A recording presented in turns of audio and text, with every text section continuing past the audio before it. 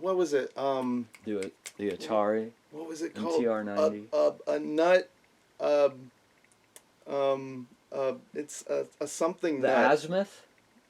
Oh, what's it? Adjusting the azimuth, the head settings, the bias, the tape bias. Oh, it was something. It was a. Oh, a nut driver. Nut Right? driver, yeah. Yeah, I was working, doing radio. That's right. In Montana, yeah. Mostly production and announcer stuff. So I would do like commercials and I would mix them, put them together and put them on air. How did you come across that position? Honestly, they saw my resume. I use Indeed, so I just put my resume up and anybody can see it. Yeah. And he saw it and he called me. I was in Denver at the time, looking for a job in Denver. And he was like, "No, we're in northern Montana." I'm like, All right, let's go. What was the first thing you did? Was it for Maddie? Did you do something for... like interning or recording? Recording. Oh, I think it was for one of her songs. I know it was for her, though. And that, yeah. I think that's how you and I met each other, was through Maddie Indré, right? Yeah. She was recording here. I was doing percussion. That's what it was. That's how we got so good at recording the bongos and congas. Yes. You actually, our secret sauce, what I call my secret sauce, I discovered with you. I remember what it is, too, do you? The AT-4050s facing each other. Totally facing each other. Like, I don't remember which one's high and which one's low. Left to right. Is it low, high, left, right? Yeah, low, high. How you set? Yeah. How you set your congas? Yeah, usually. And then you have your bongos up high. Yeah. And so I put the 4050s facing each other, about 3 feet apart, and right over the top of your congas, facing each other. And what a natural spread it is. Oh yeah. And I've done it that way ever since. Yeah, it sounds so good. I like your setup. Part of it is it's symmetrical. Yeah. You know what I mean? I've always liked playing where the bongos are on top and the congas are on the bottom because it's easier to play. Like, there's certain rhythms and patterns you just get used to doing on them, and you have a specific sticking for them, like which hand you have on which drum. And it doesn't look like there's a lot of technique to it, but in terms of patterns and playing, bongos, congas, it's a feeling. It's a feeling you memorize. So that's why you got to get the drums all in the same spots as they were, previously, because it's definitely a feeling in playing some of those patterns. That was your first experience, and then it seems like you did something for yourself before you interned. Mm-hmm. Like a long time ago, right? Yeah. After that, but before you interned, a Christmas thing. Oh. Right. I think that was COVID Christmas. It was after that you interned, right?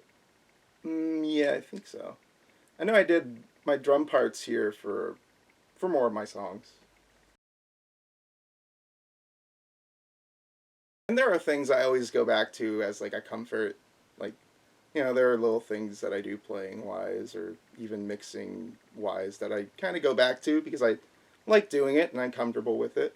But definitely it's a lot of different things going on at the same time, especially when you're arranging and mixing, and it kind of goes along with being a musician, kind of like making different arts as well, marketing yourself. That's becoming more and more of a thing, I think, for younger musicians to do. I think it's becoming a thing where it's like you have to at least sort of kind of learn how to market yourself and how to kind of market the shows you're doing. Yeah. Or what you offer, if you're a studio musician or if you're, a gig worker or playing churches or anything like that, you definitely have to market yourself. The first time I came here to play was, bongos and congas, I just put them in here. Everything was set up already, or we got everything set up. And I think the thing that really stuck out to me, that kind of carried over to me actually recording my own stuff here, is the just experimentation, I think. And I mean, that goes along with the whole mic setup too. We experimented with different setups, and um, even just playing styles. And I know Maddie at that session, she offered some different patterns and stuff like that, and I tried to put my own spin on it too. And we just experimented with the sound and the mic setup, and as much as you can experiment with percussion, which you can do a fair amount of things to that sound. But yeah, just the experimentation with the sound, that really stuck out to me, and that explore my own music like that, kind of come in here and see what sounds I can make in this environment.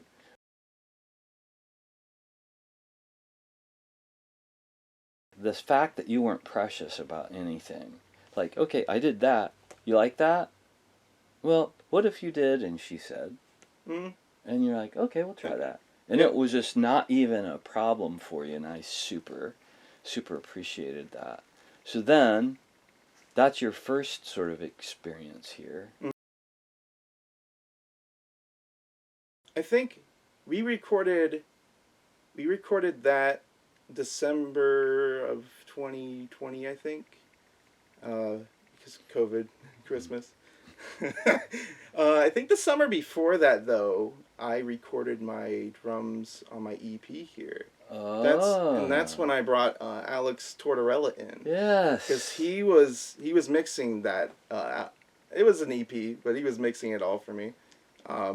Which he's a good guy. Yeah. But I did record my drums here, and the interesting thing about those sessions were, I also brought my rototoms, and I think I was really interested to see how we would do that. I think we just ended up putting like a stereo pan overhead on just over the rototoms themselves. I think maybe we did like a closer proximity mics for each of the drums on the rototoms. I can't remember totally, but I remember it just being interested, and I actually listened back to those recordings like a few months ago, and I was like, oh yeah, those rototoms like were really interesting to record. And I think I brought my full 7-piece kit here too. I think I just brought everything here for those sessions. I kind of just took all the drums and I was like, just record them all. But I remember it. I mean, it's always been a smooth recording here as a musician. Also, too, I feel like you as an owner are really open-minded to collaborating with other, not only musicians, but also engineers. People who are mixing. But I think you're really open to collaborating with other people who are mixing the band's project, or they're kind of managing the mixing of their project. And I think that's pretty cool.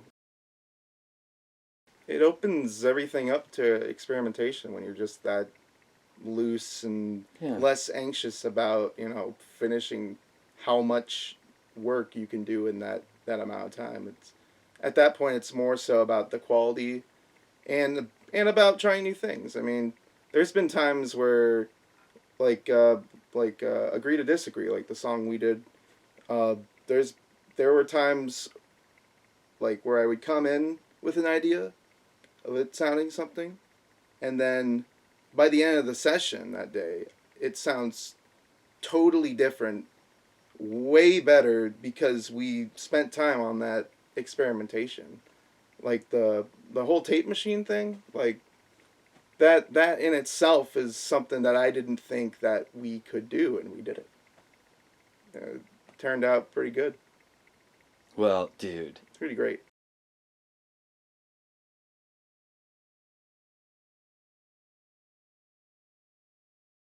When you're recording to tape, every take matters.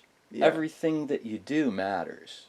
Do you think the psychology of not asking those questions? I know you usually do anyway. I mean that's another great thing about just like recording here. I mean, you either ask a question or we pause for some reason, and it just Looking for my teeth. yeah. Looking for my glasses. Wondering if I wore pants. Left the oven on. But yeah, I mean, do you think like the psychology of not asking questions after a recording is kind of lead people to kind of be more flaky on like in their recording style? To do the same, to have exactly the same experience twice in a row, yes. Mm. Well, definitely interning, meeting other musicians kind of got me to think about my music in a different way, and I saw, how people think of their own music, how they go about recording it, and what their songs are about, and how they go conveying that while they're recording. And I kind of look at my music now as like something I can change, and I do this a lot live. Something I can change through improv, through it kind of expanding or experimentation in a live setting like that. So I kind of I don't know. I feel like working here just made me more open minded towards songwriting. Oh, that's good. Just seeing everybody else do how they do things. Were there people that bring your song, you just knew everybody because you saw them out playing out all the time, or did you meet new people? Oh, I definitely met a lot of new people. And of course, I knew a good amount of people too. I'd say it was like a 60-40. I think so. Yeah. And I follow most of them. The people that you listen to them. You listen to a song of theirs. You write. What's good, what's bad. How do you feel about the song, and then you go and follow them, and you kind of get to see how they're doing with that song and how they're doing with music. I think that's cool. I mean, it's like it's networking. Definitely, I think guitarists use get into theory here. I think they use a lot of inversions, and I've kind of started to use a little bit more inversions in my music because a lot of the people I work with are guitar players. Like, and there's a lot of times where they'll need a percussion player or keyboard player, and they throw a lot of inversions in that. And I don't play. I mean, I've tried learning guitar myself, and I've never really gone a long time with it, but just like seeing how guitarists play their chords and trying to meld my piano with that in terms of the chord, it definitely has affected the way I songwrite my own songs. And I think that's just like with any instrument really, like you could play with, there's a lot of saxophone players I play with, and a lot of bass players, and I've thrown them in on my studio stuff, and the way they play has definitely affected how I play on that track. So it's definitely being open minded, and Mm-hmm. and from an engineer point of view, having the artist be more confident and less anxious about the recording process. Yeah. Because I think that opens everything up to experimentation and being less nervous, because like I know every time I go into a studio to record, there's at least a little, depending on what I'm recording, a little bit of nervousness to it, and that's kind of like that's going to happen either way, I feel like, because you got to have that to kind of amp yourself up, I guess. You got to have at least a little bit of that nervous tension to kind of like, all right, this is to get your performance. Yeah, right. I feel like if you didn't have that, you'd just be kind of like, oh, I'm gonna record now. Oh well, let's do it again. You kind of got to get into that, but you can't be too nervous where you're kind of overthinking about right. it. Right. Because it doesn't, it's less productive, I think, if you think about every little thing. And I've had problems with that before, where like I'd record something, I'd think too much about it, like, Sure. oh, what if this sounds off? Is this a good key? Is this, You know, there's so many things in music, and especially if you're arranging, there's so many different parts moving that if you overthink about every little part instead of expanding on an idea or experimenting with another part, then you kind of get stuck in your own box. Yeah. And also, too, I think that's the cool part about collaborating with other, engineers or musicians here. It's like, you always have a voice there to pose a question or, give feedback or whatever it may be about whatever part. You kind of have that second opinion or third opinion, and that creates more experimentation. It's like a endless circle. Yeah. If there's a line that you felt your music or the engineering that you've been doing, the production work you've been doing, there's something that you feels like ahead of you. You know, what in that regard, what line are you crossing right now, Davey? I'm not sure because, well, I mean, I'm doing this tour and everything, and it's going pretty good. And I love the music I'm writing and playing, and I finally have a band. The same band. Same right? band. That's cool. But just playing with other musicians on stage is kind of it. As much as I like playing solo, it's definitely a better, or I guess more intuitive experience to play with other musicians on stage. So we're of course fine tuning that and the instrumentation and all that. But yeah, I'm always writing and I'm always recording or thinking of recording something, and just thinking of really weird sounds right now. I'm in this phase where I'm kind of just using all these low pass and high pass filters just at random places, or all combined acoustic instruments with synthetic instruments and try to meld those together. So right now I kind of don't know where I'm going musically, but as long as I try enough like different mixtures of instruments, stuff like that, I'll find something that makes me happy. But I don't think I know where I'm going though. Well, that's a good thing. I think, and I think you sort of did answer the question. Like, it's this step into the unknown Mm-hmm. and just being okay with it. Yeah, because if you think about it too much, you'll kind of get stuck in your own trying to make it perfect. When in reality, perfection isn't really what you want. It's a good outcome and a smooth outcome to your best that you can do. Just do the best you can do, you know. And I think over control kind of stresses that out. And Yeah. doesn't really work out as much as some people might think it does. It doesn't usually work out, but there is an ending point or some sort. The difference between a good performance and perfection. I guess if everything was perfect, you'd just let a computer do it. Mm-hmm. Or something, you know? Yeah.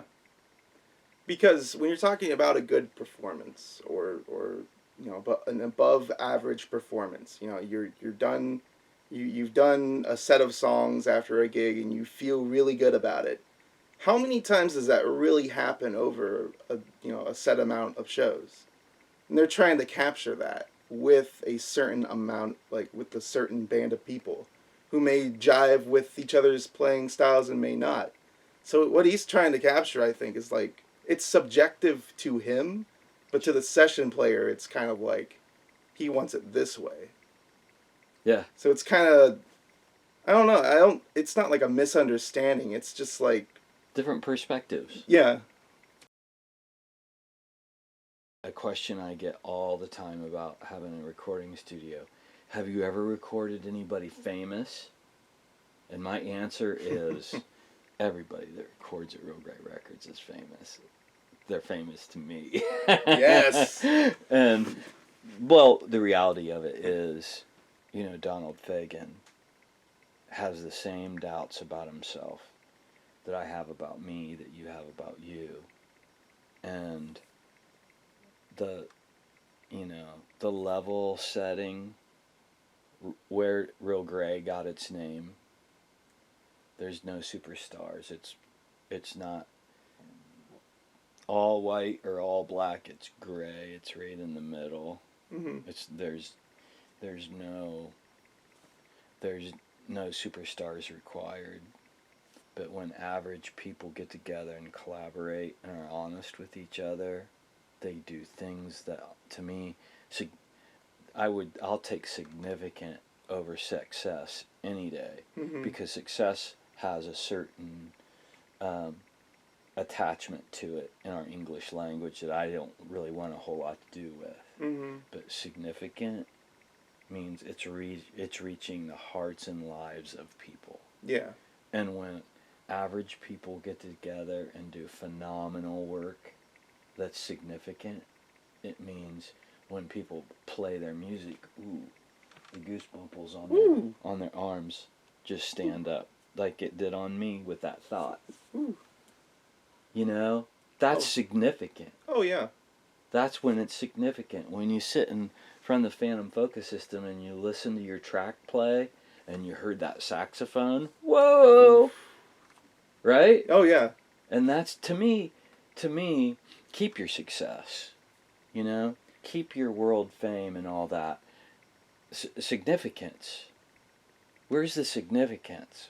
Where are people impacted by your music? Mm-hmm. But that's just where my heart's at with all that stuff, dude. For me, if you're leaving a significant presence, it's more personable. You can relate to it. It's something that you will carry. It'll carry with you, and you'll remember it. If it's significant, you'll remember it, and you'll remember the emotional feeling tagged along with whatever feeling during a song or listening to a musician, whether in a studio or a live setting. Right. That's right. I think the success is just it's such a loaded word, I feel like, because it's so general, and it's just a general success. It's just a general yes. Like, what is success? It's subjective to anybody, and I feel like there's no personable attachment to success. It's kind of just like, a payout, where significant is, it carries emotion. It carries a personality to it. So, yeah, I definitely feel that way too. We used to have the best conversations when you were interning. Philosophical. Like, yeah. Well, yeah. We gotta face it. Philosophy is a huge part of being a musician. Oh, no doubt. Because your vibe is going to be directly connected to how you think, the people you hang out with. Is going to influence this, that's weird. Music is like that, though. Sometimes, not always, but sometimes very polarizing. Mm-hmm. That's noise. That's awesome. Yeah, about the same song, Yeah, it's definitely, it's your experience in life, really, of how you react to different songs. I feel like, I have a lot of older friends who listen to 70s singer-songwriter and 70s rock and stuff. I have a different life experience than those older than me, but we listen to the same music and we both like the same music. So it can form in any sort of way. It's kind of just like what your experience is in life is how you're going to react to a certain song. Yeah. And I think that's cool. And that's why music is a universal language. I think all of us have been to concerts where when it was over, it was like, it's over. Yeah. Like it was, you just didn't want it to ever end. It's so good, Oh, yeah. And then all of us have been at concerts where we're like, How many more songs do they know? I'm really tired. I want to go home. You know, it's past my bedtime. Well, I think it's like that, and I think that yeah. that significance idea we were talking about is loaded.